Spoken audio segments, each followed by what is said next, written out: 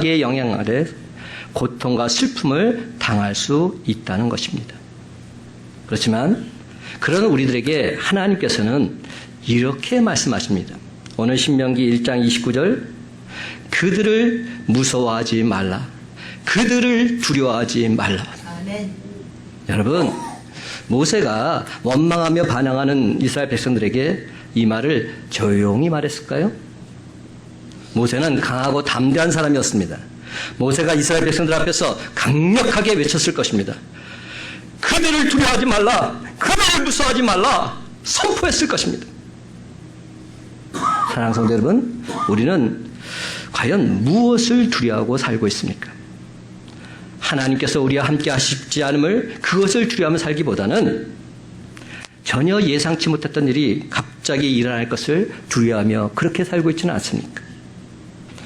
여러분, 그 어떤 것도 두려워하지 마시기 바랍니다. 아멘. 그 어떤 것도 무서워하지 마시기 바랍니다. 아멘.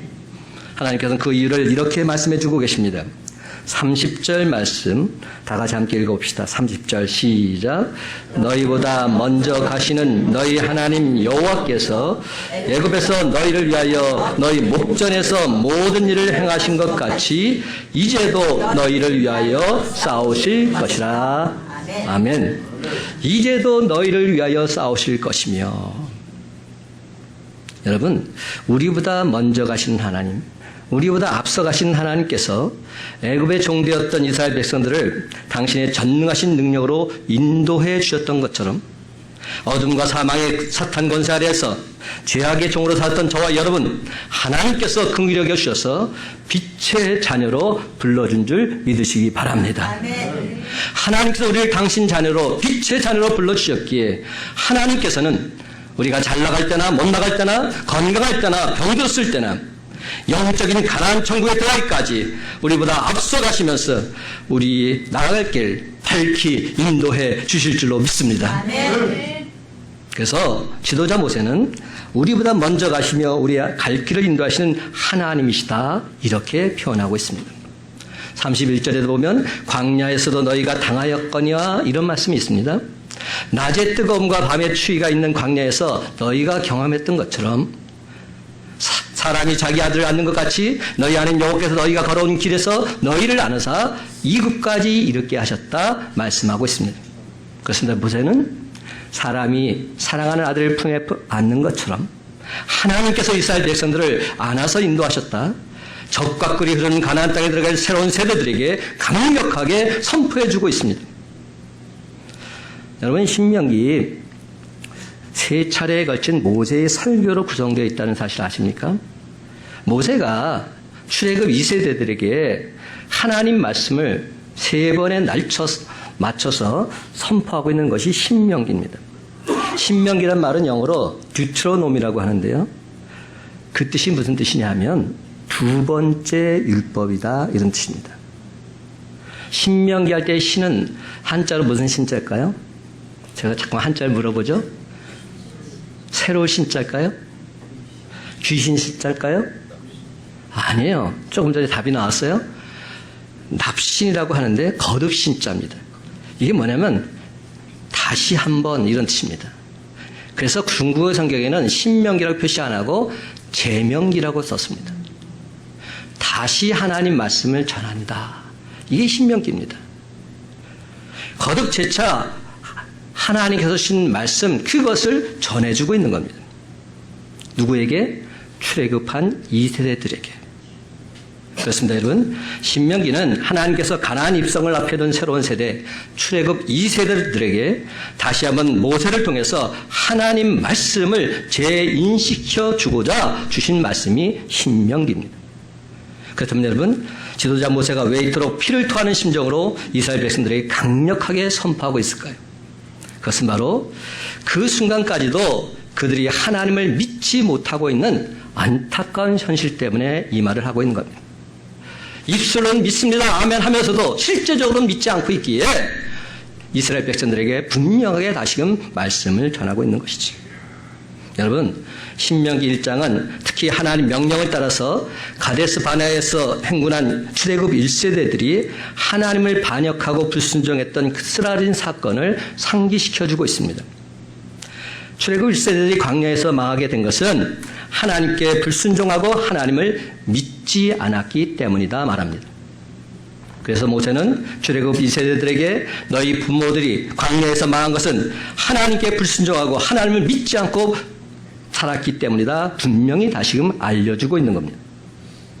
모세는 출애굽 2세대들에게 하나님께 불순종하고 하나님 믿지 못해 몰락한 너희 아버지 너희 어머니처럼 되어서는 안 된다 말하고 있는 겁니다.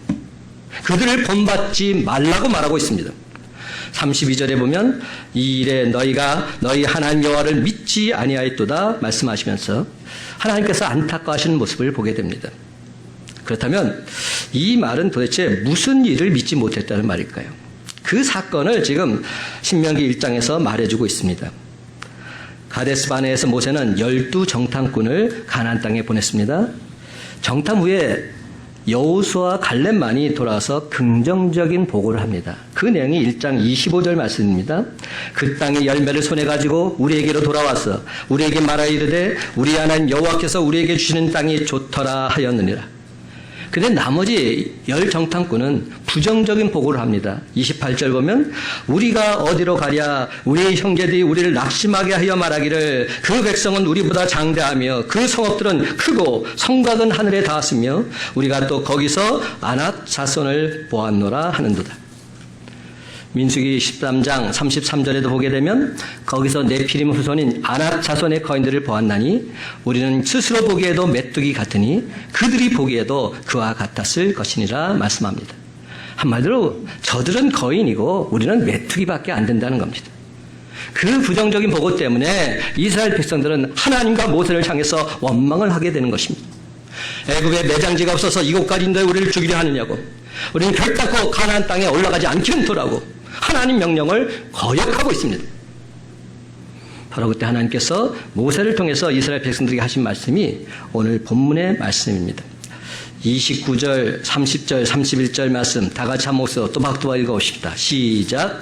내가 너에게 말하기를 그들을 무서워하지 말라, 두려워하지 말라. 너희보다 먼저 가시는 너희 하나님 여호와께서 애굽에서 너희를 위하여 너희 목전에서 모든 일을 행하신 것 같이 이제도 너희를 위하여 싸우실 것이며 광야에서도 너희가 당하였거니와 사람이 자기 아들을 안는 것 같이 너희 하나님 여호와께서 너희가 걸어온 길에서 너희를 안으사 이곳까지 이르게 하셨느니라 하나. 아멘. 그렇습니다. 우리가 믿는 하나님, 앞서 행하시는 하나님이십니다. 먼저 가시는 하나님이시다 분명히 말씀하고 있습니다. 좀 더 풀어서 말씀드릴게요. 하나님께서 이렇게 말씀하신 겁니다. 애굽에서는 내가 너희보다 앞서가서 싸웠다. 광야에서는 자기 아들을 안는 것 같이 내가 너희를 안아서 여기까지 왔다. 내가 계속해서 앞서가서 싸우고 너희를 안고 갈 테니까 너희는 나만 믿고 올라가자. 나만 믿고 가나안 땅에 올라가지 않겠니? 이렇게 반문하고 계신 겁니다. 그런데 이스라엘 백성들 하나님 말씀을 믿지 못했지요. 불순종해서 결국 그들은 광야에서 죽고 말았던 겁니다. 그런데 여러분, 이스라엘 백성들만 하나님을 믿지 못하고 불순종할까요? 우리는 어떻습니까? 저는 이런 생각을 해봐요. 매주일마다 말씀이 선포되고요. 주일 오후에도, 수요 예배 때도, 금요 기도 때도, 아니 새벽 기도에도 매일 말씀이 선포돼요. 그 말씀을 온전히 믿는다면 우리의 삶은 분명히 달라져 있을 거예요. 근데 우리가 듣기는 듣는데 그 말씀을 믿지 못해요. 믿습니다 하면서도 결국 믿지 못하기에 우리 삶은 변화가 없는 거예요. 하나님께서 우리에게 말씀을 통해서 수도 없이 약속해 주시건만 하나님 말씀을 믿지 못하고 불순종하고 있는 모습이 바로 우리들의 모습은 아닙니까? 마태복음 28장 20절을 보게 되면 주님께서 부활 승천하시면서 이렇게 말씀하셨어요. 볼지어다 내가 세상 끝날까지 너희와 항상 함께 있으리라. 아멘. 여러분, 이 말씀 얼마나 귀한 말씀입니까? 내가 세상 끝날까지 항상 너희와 함께 있겠다.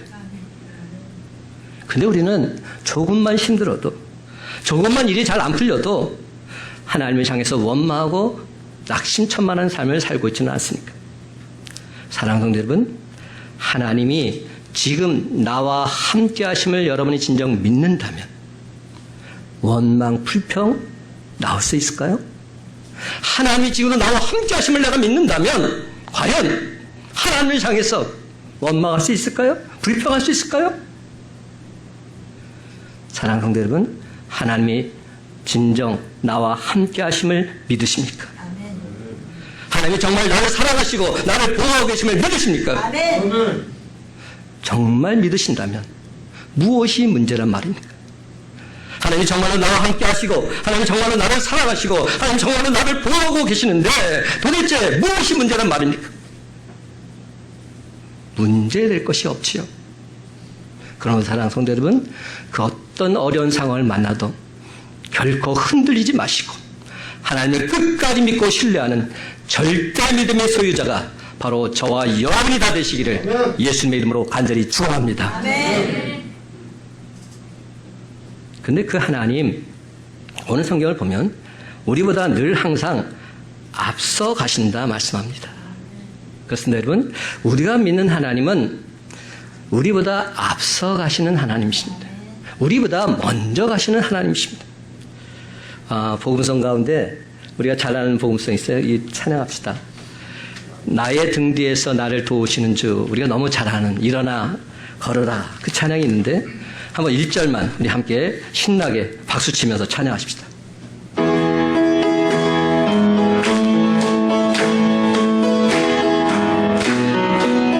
나의 등 뒤에서 나의 등 뒤에서 나를 도우시는 주.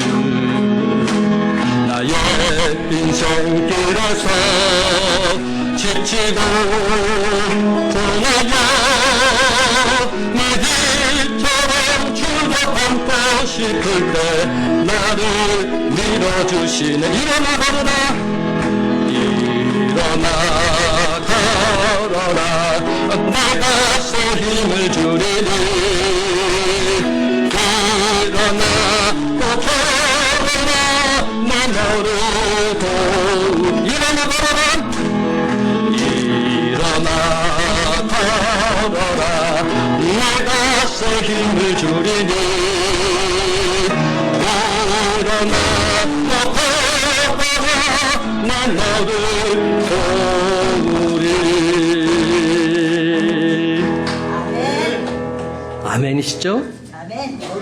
저는 이 찬양 참 좋아하고 여러분도 참 좋아하십니다. 남녀노소 이 찬양 너무나도 좋아하세요. 이 찬양을 통해서 새 힘을 얻고 이 찬양을 통해서 다시 힘차게 일어서기도 합니다. 근데 저는 이 찬양을 부를 때마다 한 가지 좀 아쉬운 면이 있어요. 바로 첫 번째 소절, 나의 등 뒤에서 나를 도우시는 주. 여러분, 성경은 등 뒤에 계신다 말씀하지 않으세요? 앞서 가신다 말씀하세요. 먼저 가신다 말씀하세요. 그리고 주님께서 우리를 향해서 나를 따라오라 말씀하세요. 아멘. 주님은 우리 등 뒤에 서 계신 분이 아니시다는 거예요.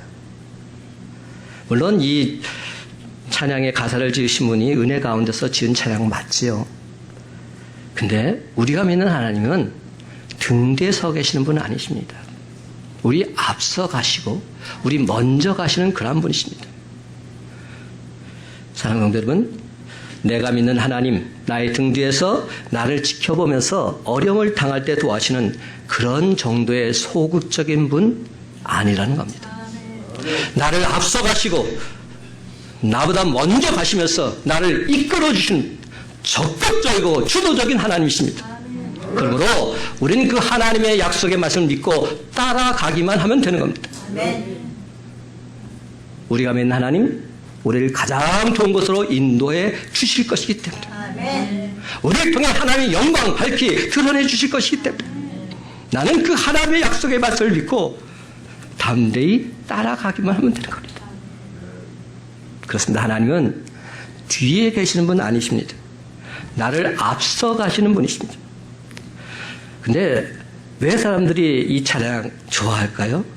저도 좋아하는 이유가 있어요. 하나님을 앞세우고 싶지를 않아요. 하나님 내 뒤에 계시길 원해요. 내가 가다가 내가 잘못될 때만 그때 도와주길 원해요. 내가 가다가 넘어질 때만 나를 부축해줘서 세워주길 원해요. 주님께서는 분명히 자기 십자가를 지고 나를 따라오라 말씀하셨는데 저는 따라가고 싶지 않아요. 그 십자가의 고통, 그 환난 겪고 싶지 않아요. 내 생각대로 내 마음대로 살고 싶어요. 그러나 잘못될 때만, 그때만 도와주시는 하나님, 그런 하나님을 우리가 원하고 있는지도 몰라요.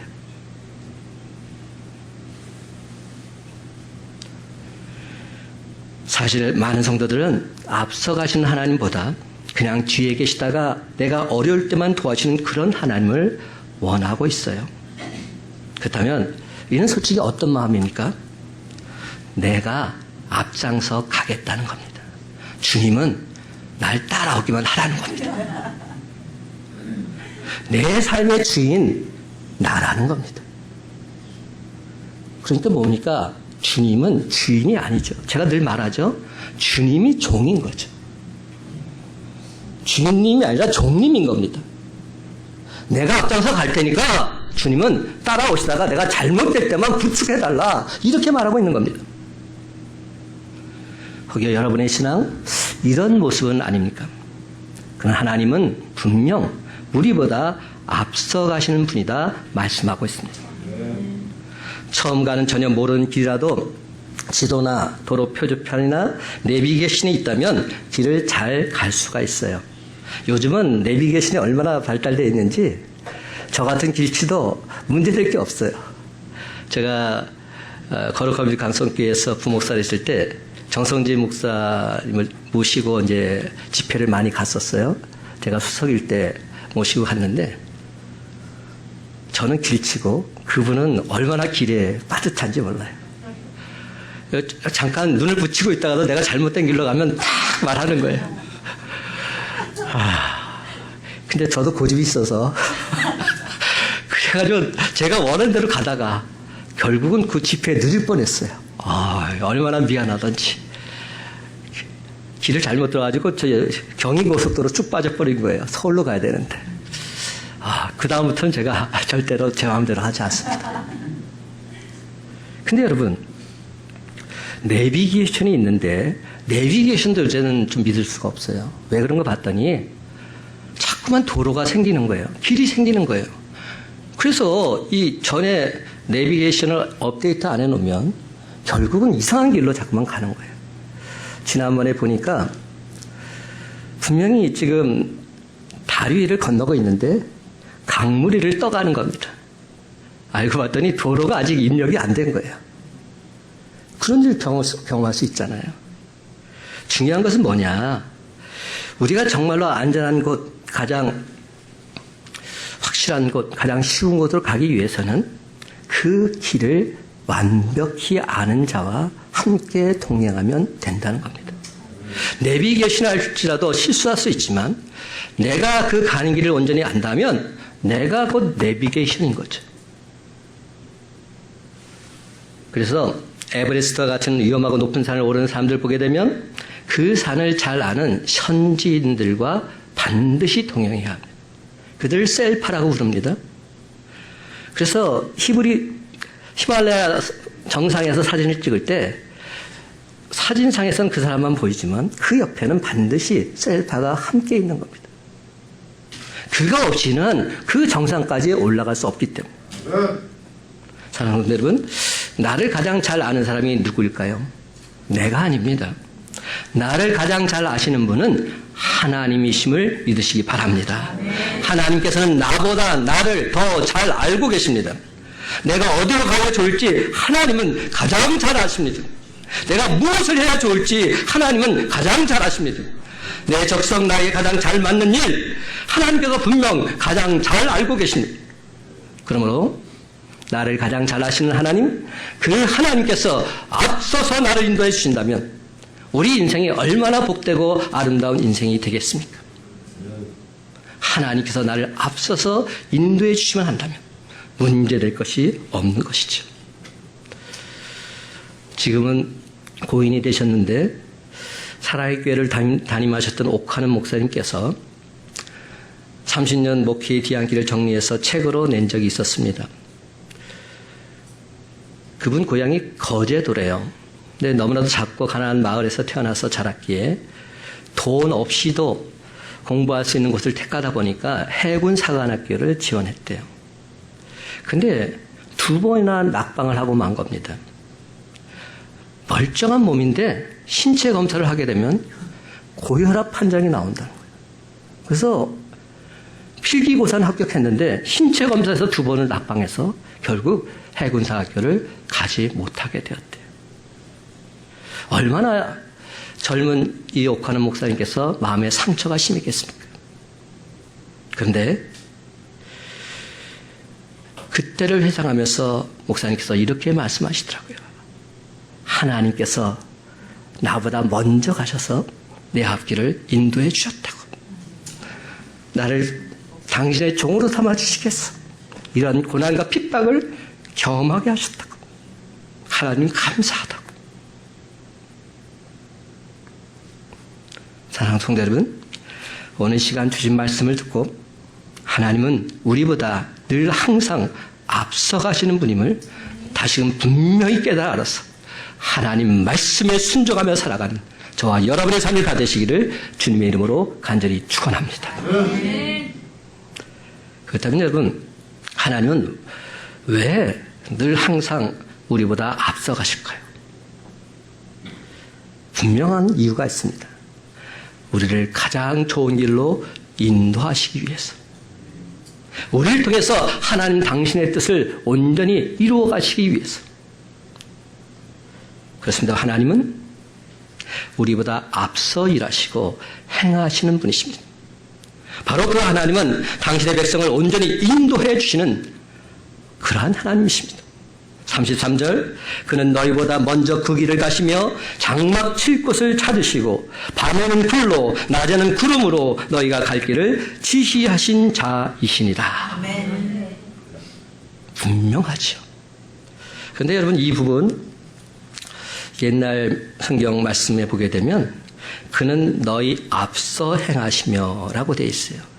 저는 이 먼저 가신다는 말보다 앞서 행하신다는 말이 더 와닿아요. 그래서 제가 제목을 앞서 가시는 하나님 이렇게 정한 겁니다.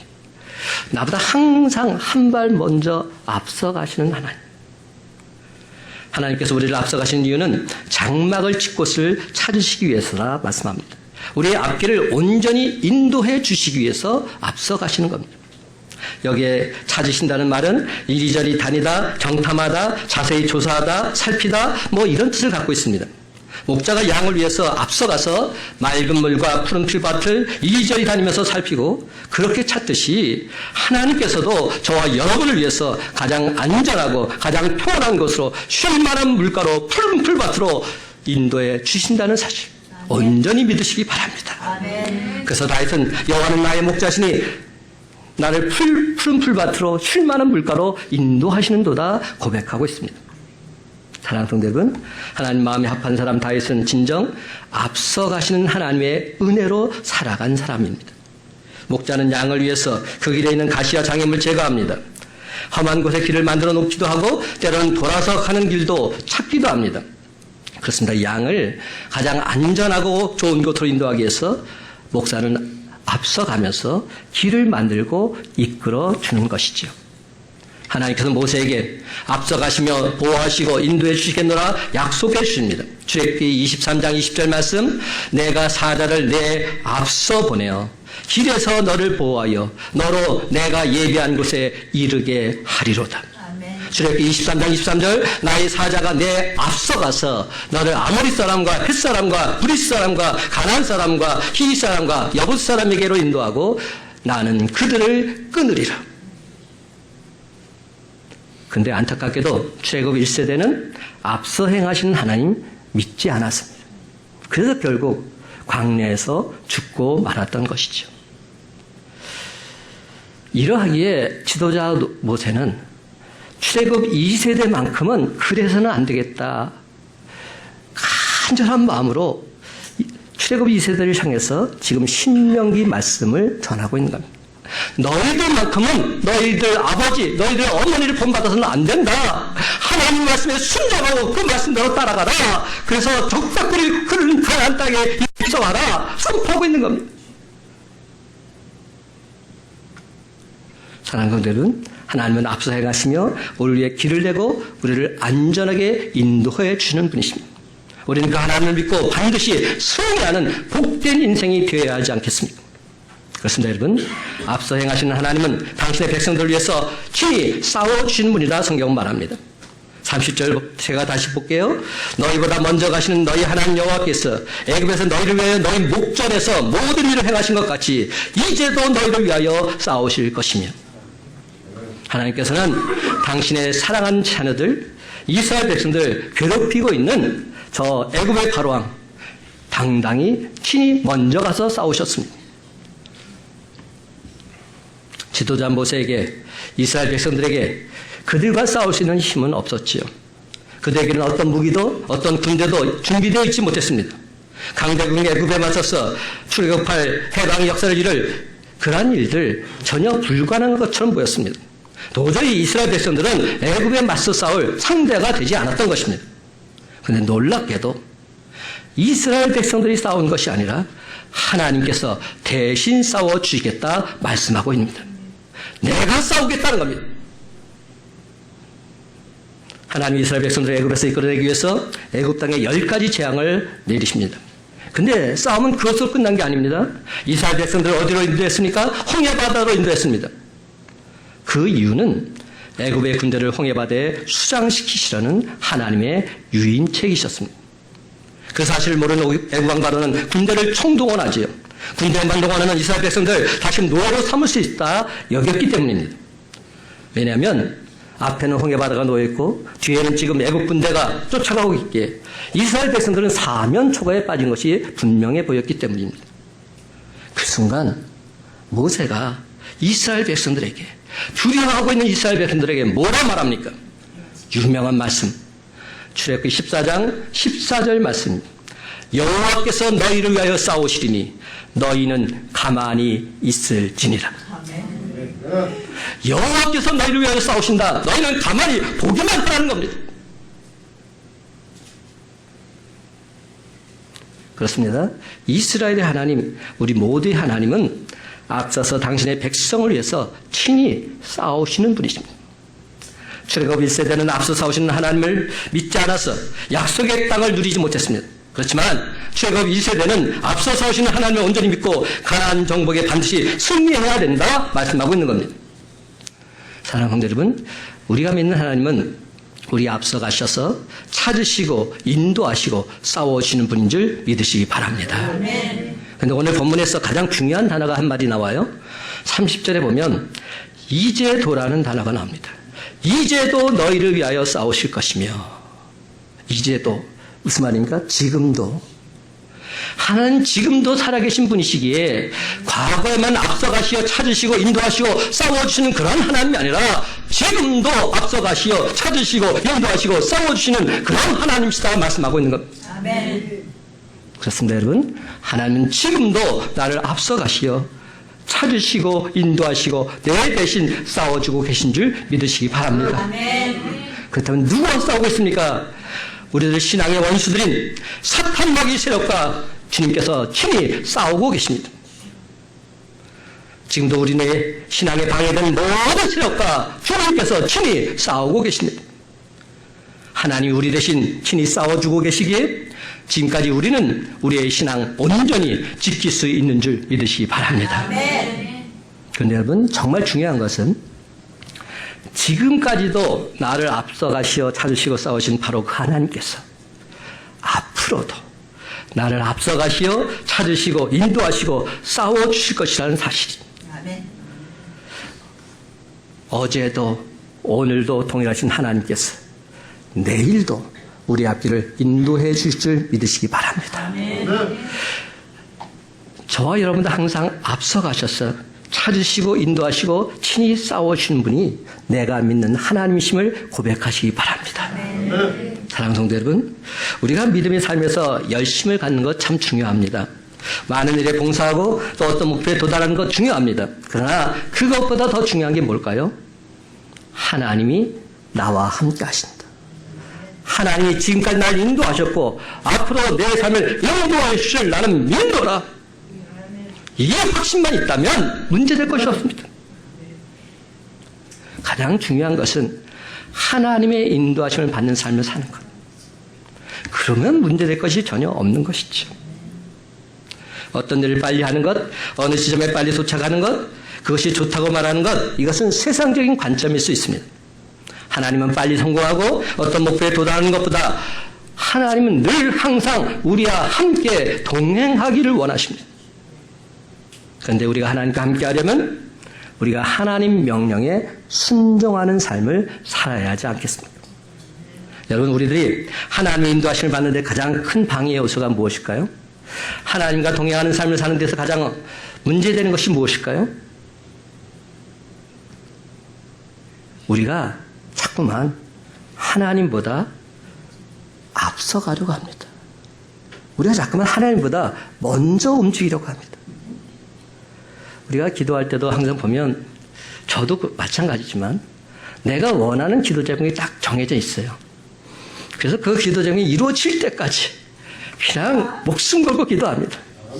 그러다가 그 기도가 이루어지지 않으면 하나님 향해서 도대체 이게 뭡니까? 왜 하나님 내 기도 안 들어주십니까?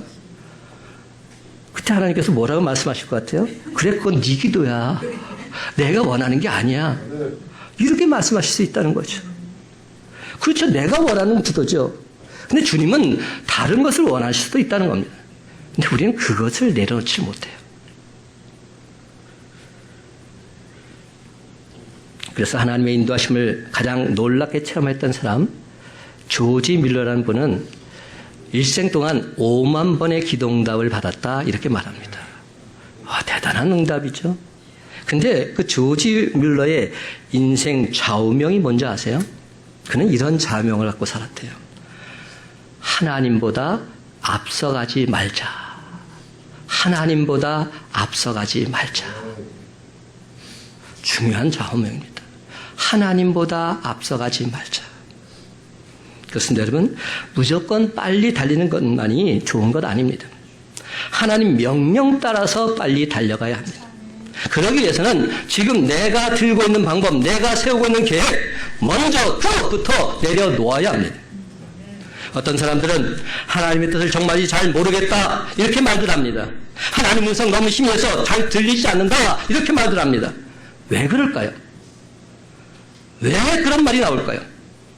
내 생각, 내 계획이 너무나도 강하기 때문은 아닐까요? 요즘 도시에서 하늘의 별 볼 수 없죠.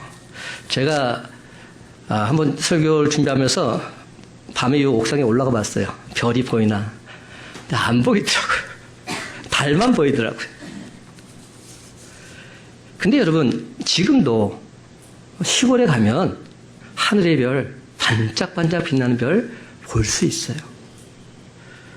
그것만 봐도 얼마나 아름답겠어요? 얼마나 마음이 평안하겠어요? 근데 왜 도시에서는 하늘의 별 볼 수 없을까요? 그 이유가 있대요. 도시에 다른 불빛이 너무 많아서. 도시에 비치고 있는 것이 너무 많아서. 다른 불빛 때문에 하늘의 별은 보이지가 않는 겁니다. 분명히 하늘에 떠 있는데 볼 수가 없는 겁니다. 가로등과 집집마다 켜놓은 불빛에 가려서 하늘의 별이 전혀 보이지 않게 되는 겁니다. 이와 마찬가지로 내 생각의 등불을 꺼야만 우리는 하나님의 인도하심을 온전히 받을 수 있습니다. 그러면 이제 우리는 하나님 말씀에 순종하기로 결단해야 합니다. 하나님의 인도하심이 결국 하나님 말씀에 순종할 때 나타나기 때문입니다.